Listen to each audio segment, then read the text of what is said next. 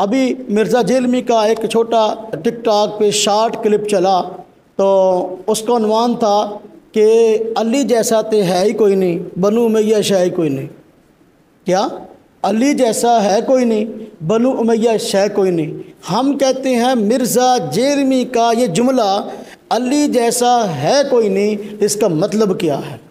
मिर्ज़ा जेलमी दर हकीकत सैयदना अबू बकर सिद्दीक़, हज़रत उमर फ़ारूक रज़ी अल्लाह अन्हुमा, इन दोनों, बल्कि हज़रत उस्मान रज़ी अल्लाह ताला अन्हु भी इनकी अफजलियत का इनकार करना चाहता है।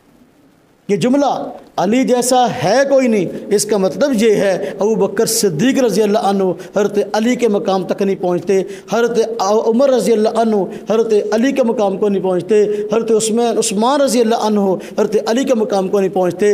अब मुझे बताएं कि ये अकीदा कि हज़रत अली रज़ी अल्लाह ताला अन्हु जैसा है कोई नहीं, आप मुझे बताएं ये अकीदा जो है वो सुन्नियों का है या शियों का है? ये अकीदा तो सुन्नियों का है ही नहीं। तो ये बंदा अपने आप को सुन्नी कहता है और कहता है मनहज अहले सुन्नत पर हूँ।